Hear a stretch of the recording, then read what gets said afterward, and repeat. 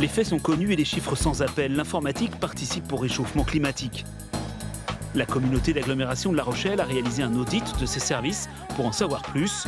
Entre les écoles, les services municipaux et ceux de l'agglo, l'informatique représente 680 tonnes de CO2 par an. On a entre guillemets découvert effectivement qu'un écran d'ordinateur en fait émet beaucoup plus de carbone à la fabrication qu'un PC fixe, qu'une unité centrale, et encore beaucoup plus qu'un ordinateur portable. Donc c'était vraiment une révélation. Donc c'est-à-dire qu'aujourd'hui, on va plutôt tendance à avoir à privilégier des ordinateurs portables qui, à l'usage, en plus, consomment moins d'énergie. Deuxième révélation de cet audit, le poids des écoles qui représente 38% du bilan carbone de la ville. L'idée n'est pas évidemment de réduire le matériel, au contraire, mais c'est d'allonger la durée de vie d'une utilisation pour pouvoir participer à la réduction de cette empreinte carbone.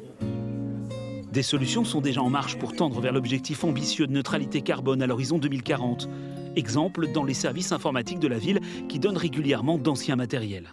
On a récupéré donc les matériels dans les écoles, les matériels usagés. Et donc l'association FACE, notamment, qui récupère ces matériels et les remet en état, va ensuite les redistribuer en fait, auprès des bénéficiaires en situation de fragilité.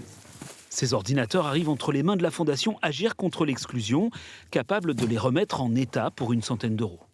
Le hardware, c'est essentiellement remplacer le disque dur mécanique par un SSD, parce que c'est vraiment beaucoup plus rapide, de façon à donner une véritable deuxième vie à l'ordi, quoi. Et que quand on offre un ordinateur comme ça à une famille, qu'ils puissent s'en servir pendant plusieurs années et que ce ne soit pas obsolète tout de suite. Autre solution originale de sobriété énergétique, un système de pompe à chaleur dans l'un des data centers de l'agglo. On a mis les baies l'une en face derrière l'autre, l'une en face de l'autre, pardon, le côté extérieur des baies. Donc la partie chaude est aspirée par notre réseau de ventilation qui va lui récupérer via sa batterie air-eau les calories des baies informatiques. Dans cette salle, on a à peu près l'équivalent de 40 kW de puissance chaud. Donc ça peut correspondre à l'équivalent à 4 maisons chauffées.